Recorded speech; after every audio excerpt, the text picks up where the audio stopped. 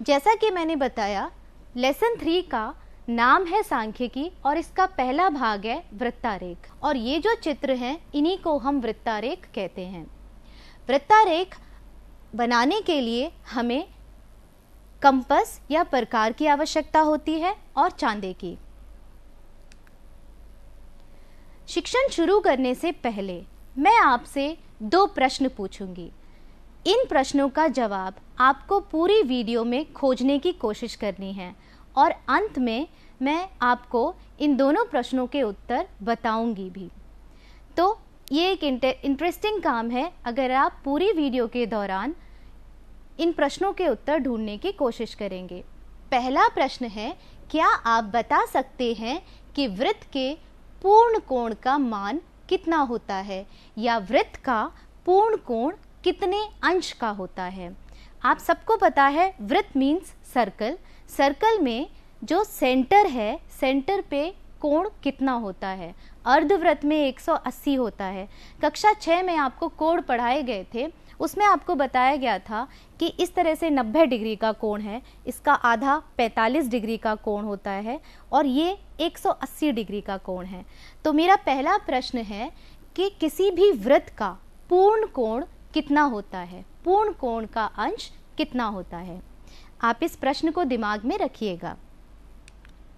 अगला प्रश्न है, क्या आप बता सकते हैं कि दीवार घड़ी के डायल पर लिखी किन्हीं भी 2 संख्याओं में आपको ध्यान रखना है, यहाँ पर क्रमागत संख्याएं भी हो सकती हैं और अलग संख्याएं भी हो सकती हैं, के बीच का कोण कितना होता है।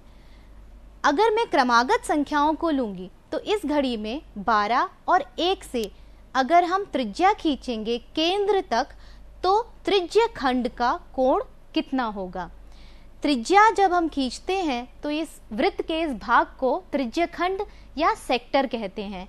हर सेक्टर का एक कोण होता है और उस कोण का माप आपको निकालना है। तो आप मेरी बात ध्यान से सुनेंगे, वीडियो ध्यान से सुनेंगे और आप खुद सोच के बताएंगे कि किसी भी घड़ी में 12 संख्याएं होती हैं, किन्हीं भी 2 संख्याओं के बीच अगर कोण का माप पूछा जाएगा, उनसे बनने वाले त्रिज्य खंड के कोण का माप पूछा जाएगा तो कितना होगा। इसका संबंध भी आपके पूर्ण कोण से है, क्योंकि आपको पूर्ण कोण को ही इन छोटे छोटे त्रिज्य खंडों में विभाजित करना होगा। आइए अब हम शिक्षण शुरू करते हैं। वृत्तारेख या पाई ग्राफ की अवधारणा तथा निरूपण, इंग्लिश में इसको पाई चार्ट कहते हैं। अब पाई चार्ट को हम पढ़ते कैसे हैं या समझते कैसे हैं, ये प्रश्न आपकी ही किताब का उदाहरण लिया है मैंने, जिससे आप अपनी किताब को मेरे शिक्षण के साथ लिंक करते जाएंगे और बेहतर समझ पाएंगे। किसी बच्चे द्वारा एक दिन में कितने घंटे होते हैं? 24 घंटे। ये सब तो हमें पता ही है। एक दिन के 24 घंटों को किसी बच्चे ने विभिन्न क्रियाकलापों में व्यतीत किया। अब किसी बच्चे द्वारा एक दिन 24 घंटे में विभिन्न क्रियाकलापों में व्यतीत किया गया समय, इन सभी समय को हमने लिख लिया। स्कूल में वह बच्चा 6 घंटे रहा, उसने 8 घंटे की नींद ली, मतलब 24 घंटे में से वो विद्यालय 6 घंटे के लिए गया, 8 घंटे वह सो गया, 4 घंटे उसके मनोरंजन के लिए टीवी देख लिए मान लीजिए, 3 घंटे उसने पढ़ाई की और 3 घंटे उसने गृह कार्य किया, अपना स्कूल का होमवर्क किया। इसी चीज़ को जब हम वृत्त में दिखाएंगे तो विभिन्न वृत्ताखंड बनाने पड़ेंगे और हर वृत्ताखंड में हमें वो पर्टिकुलर क्रियाकलाप लिखना पड़ेगा। जैसे स्कूल में वह 6 घंटे रहा तो स्कूल का वृत्तखंड हम थोड़ा सा बड़ा बना देंगे। इसी वृत्तखंड को इंग्लिश में सेक्टर कहते हैं। Sector is a part of circle. वृत्त के भाग को हम त्रिज्यखंड कहते हैं और या वृत्तखंड कहेंगे और इसी चीज़ को इंग्लिश में सेक्टर कहेंगे। तो ये स्कूल का सेक्टर हो गया जो हमने हरे रंग से भरा है, इसको 6 घंटे ले लिया। ये सोने वाला सेक्टर, निद्रा वाला सेक्टर है जिसे हमने 8 घंटे ले लिया। अगला हुआ मनोरंजन का, क्योंकि 4 घंटा है इसीलिए हमने थोड़ा सा छोटा कर दिया। फिर पढ़ाई का ये 3 घंटे का हो गया, इसी प्रकार गृह कार्य का 3 घंटे का हो गया। तो हमने एक ही वृत्त में सभी क्रियाकलापों को दर्शा दिया, जो कि पहले हमारे पास लिस्ट के फॉर्म में था। लिस्ट के रूप में होने के बाद हमने जब उसको वृत्त के फॉर्म में बनाया, इसी चीज़ को हम वृत्तारेख कहते हैं या इंग्लिश में पाई चार्ट कहते हैं। उम्मीद है आपको समझ आया होगा।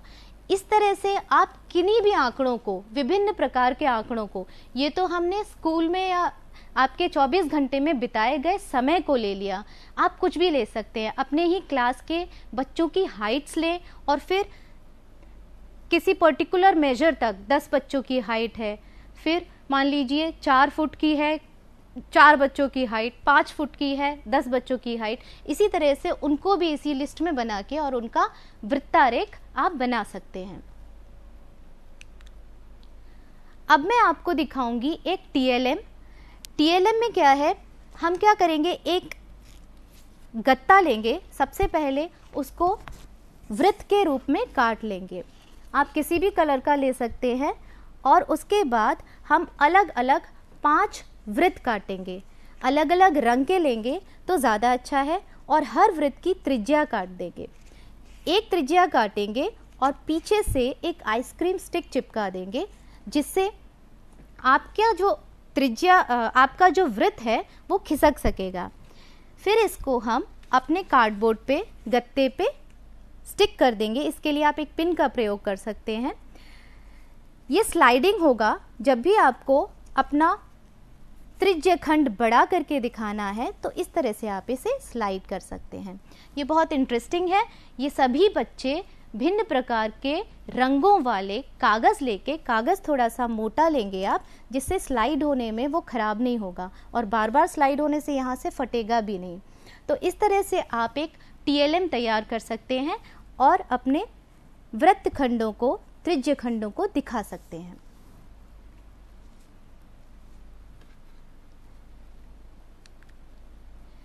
अब आएगा वृत्तारेख या पाई ग्राफ खींचना, कंस्ट्रक्शन ऑफ पाई चार्ट।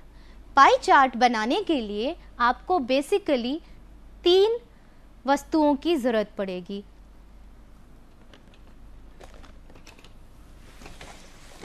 वृत्तारेख बनाते समय एक तो आपको डी का प्रयोग करना होता है, क्योंकि ये डी शेप का होता है, इसीलिए हम इसे डी कहते हैं।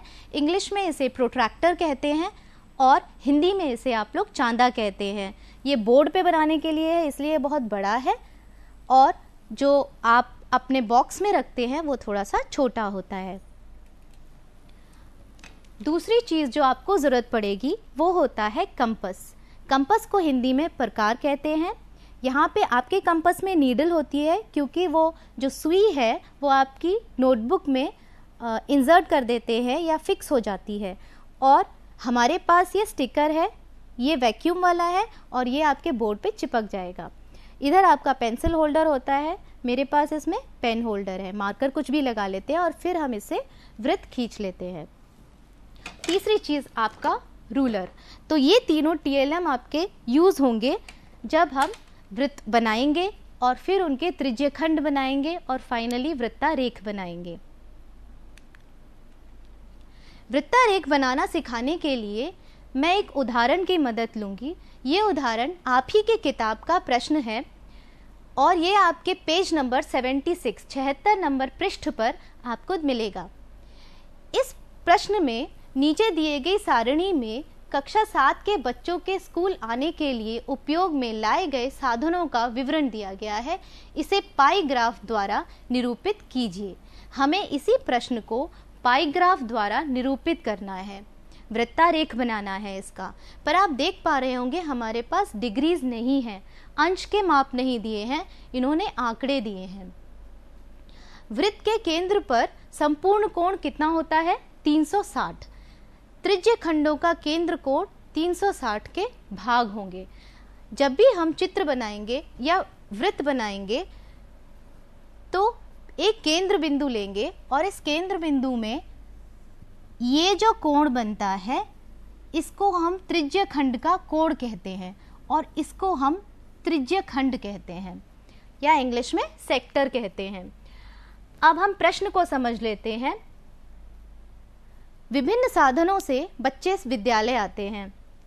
पैदल आने वाले बच्चों की संख्या है 18, साइकिल से जाने वाले बच्चों की संख्या है 10, रिक्शे से आने वाले बच्चों की संख्या 8 है, कुछ बच्चे मोटरसाइकिल से आते हैं, उनकी संख्या 9 है, और बस से आने वाले बच्चों की संख्या 15 है। इनका जोड़ 60 है। इसका मतलब हमारे विद्यालय में मान लीजिए कुल 60 बच्चे हैं जो विभिन्न साधनों से हमारे विद्यालय आते हैं। अब इन्हीं विभिन्न साधनों से आने वाले बच्चों के आपको वृत्तारेख बनाना है।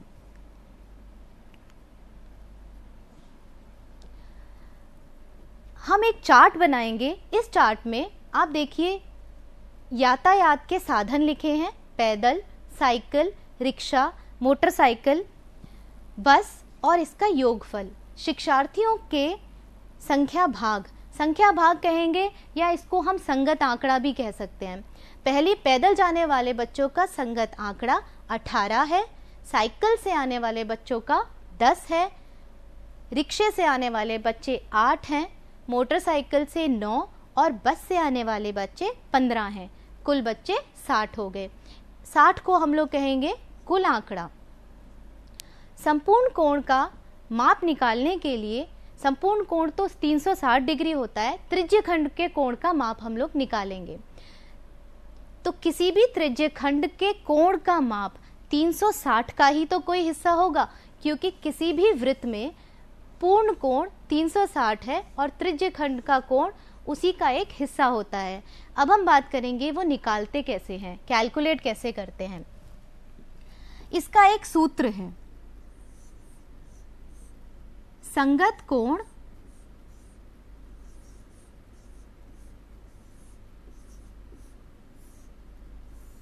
को भाग दे देते हैं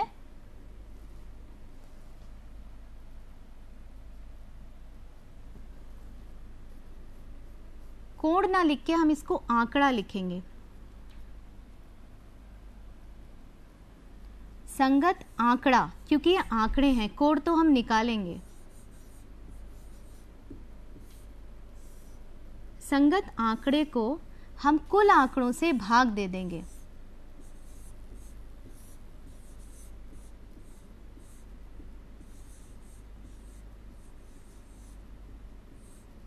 और इसे फिर हम पूर्ण कोण 360 डिग्री से गुणा कर देंगे।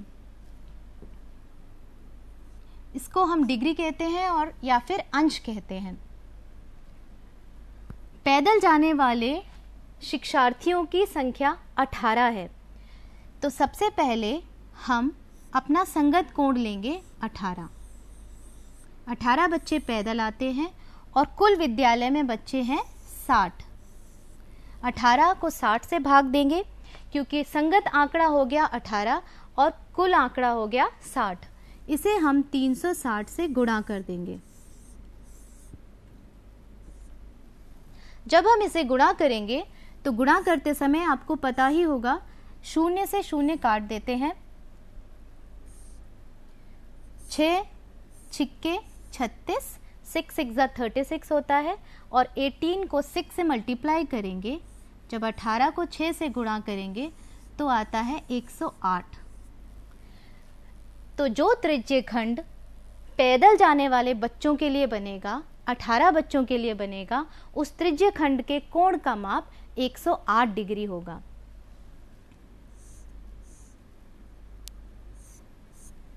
दूसरा साधन है साइकिल। साइकिल से आने वाले बच्चे हैं 10, तो 10 बच्चे संगत कोण हो गए और कुल आंकड़ा हो गया 60। 10 को हम 60 से भाग देंगे और फिर अपने पूर्ण कोण से गुणा कर देंगे। जब आप फिर से वही होगा, पूर्ण कोण से गुणा करेंगे और हम शून्य को कट कर देंगे। 6 6 36 और 6 को 10 से गुणा करके 6 10 60 डिग्री।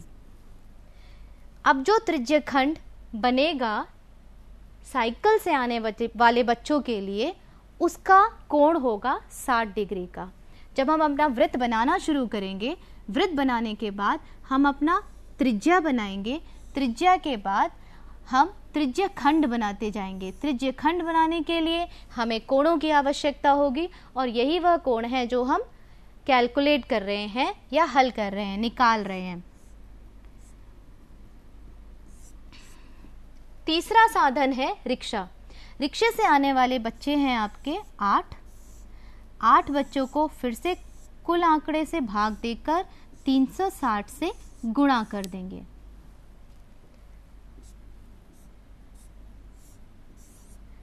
एट 6 48।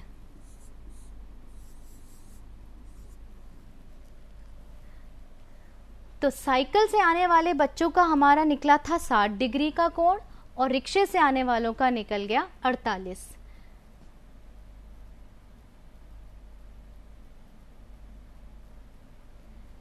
अब हम करते हैं मोटरसाइकिल से आने वाले बच्चे।